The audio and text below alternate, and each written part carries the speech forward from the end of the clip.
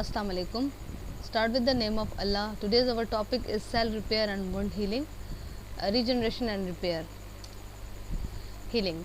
Healing is the body response to injury in an attempt to restore normal structure and function. Basically हम healing के बारे में ये कहते हैं कि जब आपका ज़ख्म जो है वो भरने लगता है, ठीक होने लगता है, तो दैट इज़ कॉल्ड हीलिंग. कहते हैं आपके पास एक तरह का आपकी बॉडी का रिस्पॉन्स है किसी भी इंजरी के लिए, किसी भी ज़ख्म के लिए, और वहाँ पर वो एक ऐसी चीज़ को अटैम्प्ट कर रहा है, शो कर रहा है, जिसमें हम कहते हैं कि जो नॉर्मल स्ट्रक्चर है आपकी बॉडी का या जो फंक्शन है उसका, आप उसको रिस्टोर करें, मतलब दोबारा से उसको अपनी असली हालत में लेकर आ रहे हैं. That is called healing. Healing के अंदर दो तरह के प्रोसेसेस जो है वो उसके अंदर शामिल हैं. एक को हम कहते हैं रीजनरेशन और एक हमारे पास है रिपेयर. रीजनरेशन क्या कहते हैं? When healing takes place by proliferation of parenchymal cells. जब हीलिंग आपके पास होती है और इसमें आपके पास जितने भी जो पैरेन्काइमल सेल्स हैं, जो ख़ास किस्म के बेसल सेल्स होते हैं आपके पास, कहते हैं जब ये फैलना स्टार्ट हो जाते हैं and usually results in complete restoration of the original tissues. और इनकी वजह से, इनके नतीजे के तौर पर आपके पास क्या होता है कि जितने भी जो ओरिजिनल टिश्यूज़ हैं वो अपनी असली हालत में दोबारा आना स्टार्ट हो जाते हैं. रिपेयर आपके पास क्या है? कहते हैं when healing takes place by proliferation of connective tissue.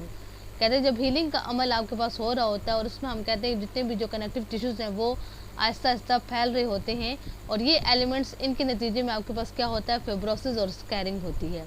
मतलब जब अक्सर आपने देखा हो, जब ज़ख्म आपका ठीक होने लगता है तो लास्ट में वो एक निशान छोड़ जाता है, दैट इज़ स्कार. उसे हम स्कार कहते हैं. तो ये उसकी बात कर रहे हैं. अब रीजनरेशन में कहते हैं कि the regeneration of the injured cells and tissues involves cell proliferation. Basically आपके पास जितने भी जो सेल्स इंजर्ड हो चुके होते हैं, ज़ख्म हो चुके होते हैं, ज़ख्मी हो चुके होते हैं, या जो टिश्यूज़ होते हैं उनके अंदर बेसिकली आपके पास सेल्स जो है वो फैल रहे होते हैं, which is driven by the growth factor. जो के ग्रोथ फैक्टर्स उनको चलाते हैं, and is critically dependent on the integrity of the extra cellular matrix. और बेसिकली कहते हैं इनका इन्हिसार किसके ऊपर होता है? सेल के बाहर का जो एक जाल बना होता है उसकी मजबूती पर ये डिपेंड करता है. सम पैरेन्काइमल सेल, कहते हैं कुछ पैरेन्काइमल सेल्स ऐसे होते हैं जो कि शॉर्ट लिव्ड होते हैं, मतलब कि लंबे मतलब कि कम टाइम के लिए वो रहते हैं, सर्वाइव करते हैं, जबकि दूसरे ऐसे हैं आपके पास जिनका लाइफ स्पेन जो है, मतलब जो ज़िंदगी गुजारने का जो दौरानिया है वो लंबा होता है. In order to maintain the proper structure of tissues, किस लिए? ताकि जो आपके पास जो टिश्यूज़ का जो स्ट्रक्चर है उसको आप मेंटेन कर सकें. ये सेल्स आपके पास कहते हैं एक ख़ास कंट्रोल के तहत ये काम करते हैं, एक सेल साइकिल के थ्रू, एक साइकिल के ज़रिए से ये काम करते हैं. अब कहते हैं इसके अंदर जो आपके पास ग्रोथ फैक्टर्स आते हैं वो कौन कौन से हैं? एपिडर्मल ग्रोथ फैक्टर है, फिब्रोब्लास्ट ग्रोथ फैक्टर्स है, प्लेटलेट ड्राइव ग्रोथ फैक्टर्स है, एंडोथेलियल ग्रोथ फैक्टर है, और एक आपके पास है ट्रांसफॉर्मिंग ग्रोथ फैक्टर बीटा. ये वो मुख्तलिफ आपके पास इन्होंने ग्रोथ फैक्टर्स के इन्होंने नाम बताए हैं, जो कि कहते हैं अपने मुख्तलिफ लाइफ साइकिल्स के ज़रिए से क्या करते हैं, इन सेल्स, इन टिश्यूज़ को अपनी असली हालत में उनको रखने पर आमादा करते हैं और उनको प्रॉपर स्ट्रक्चर जो उसको मेंटेन करने की कोशिश करते हैं. अब ये सेल साइकिल क्या है आपके पास? कहते हैं cell cycle is defined as the period between the two successive cell divisions. Basically जब दो तरह का एक सेल तकसीम का जो अमल हो रहा होता है, आप उन दो जो फेजेस होते हैं, जो दौरानियाँ हैं, उनके दरमियान का जितना भी जो टाइम होगा, that is called cell cycle. इसे 4 अनइक्वल फेसेस में डिवाइड किया गया है. एक आपके पास है G1 फेस, एक को हम एस सेंसिस फेस कहते हैं, G2 फेस है आपके पास माइटोसिस होता है, और G0 आपके पास फेस है. अब आपके पास कहते हैं ये जो जितने भी ये कहते हैं इनकी बात करें, हमारे पास इन सेल्स को डिवाइड किया जाता है एक ख़ास किस्म के 3 सेल्स के अंदर. पहला जो आपके पास हम बात करेंगे लेबाइल सेल्स की. कहते हैं this cells continue to multiply throughout life under the normal physiologic conditions. आप जैसी भी कंडीशंस, जैसे भी हालात आप एक सेल्स को प्रोवाइड करेंगे, वो अपनी जो मल्टीप्लिकेशन का जो अमल है, जो तकसीम का जो अमल है, वो उसको बरकरार रखता रहेगा. इसके अंदर आएगा आपके पास एपिडर्मस के सेल्स होंगे, हेमेटोपोइटिक सेल्स हैं, बोन मैरो के ख़ास किस्म के वो स्टेम सेल्स होते हैं, जिनकी वजह से हम कहते हैं कि आगे ब्लड सेल्स जो वो बनते हैं, and cells of the lymph nodes and spleen. यहाँ पर भी जितने आपके पास सेल्स हैं, ये तमाम के तमाम क्या हैं? ये ऐसे सेल्स हैं जो कि अपनी लाइफ के जो, मतलब उनकी जो मल्टीप्लिकेशन का जो अमल होता है तकसीम का, उसको ये बरकरार रखते हैं, चाहे आप उन्हें कोई भी फिजियोलॉजिक कंडीशंस जो है वो आप उनको देंगे. स्टेबल सेल्स क्या है? कहते हैं दिस सेल्स डिक्रीज और loss their ability to proliferate. ये सेल्स या तो इनके अंदर ये सलाहियत जो है वो कम होती रहेगी, ये बिल्कुल उसको खो देंगे कि ये अपने आप को फैला सकें. आफ्टर एडोलेसेंस ऐसी कंडीशन के बाद जब हम कहते हैं कि प्यूबर्टी के बाद जब बालग की कंडीशन आती है, जब बंदा बालग होता है, तो उस वक्त मतलब उस दौरानिया में कहते हैं उसके बाद, but retain the capacity to multiply in response to stimuli throughout the adult life. लेकिन कहते हैं ये अपनी सलाहियत को बरकरार रखेगा कि अपने आप को तकसीम कर सके।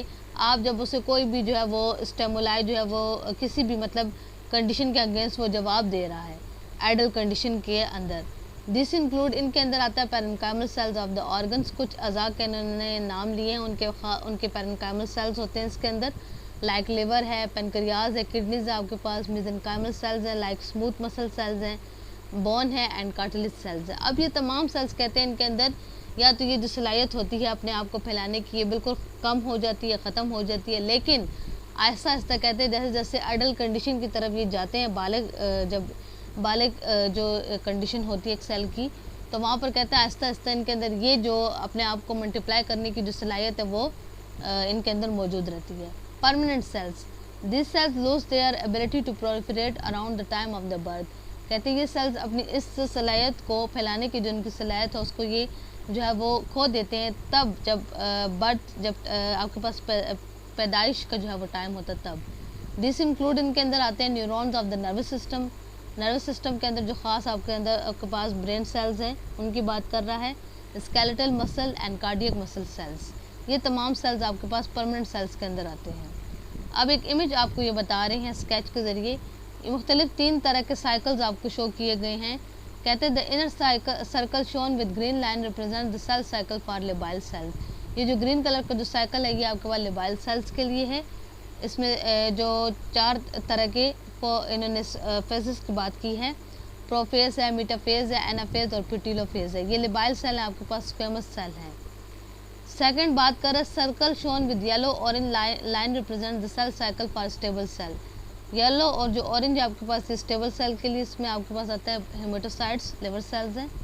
और circle shown with red line represent the cell cycle for permanent cells. ये जो रेड लाइन है ये आपके पास शो कर रहा है परमानेंट सेल्स के लिए।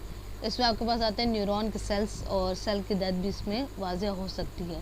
तो ये मुख्तलिफ इन्होंने लाइफ साइकिल्स बताए हैं इन इम्पॉर्टेंट 3 सेल्स के लिए आपके पास। अब कहते हैं रिपेयर क्या है, it is the replacement of the इंडर tissue by fibrous tissues.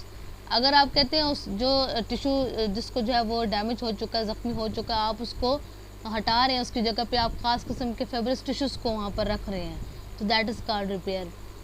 Repair के अंदर आपके पास आता है ग्रैनुलेशन टिश्यू फॉर्मेशन, या तो वो ग्रैनुल्स की तरह का स्ट्रक्चर बनना शुरू हो जाएगा, जैसे अगर आपको याद हो तो मैंने क्रोनिक इन्फ्लेमेशन में भी इसका जिक्र किया हुआ है।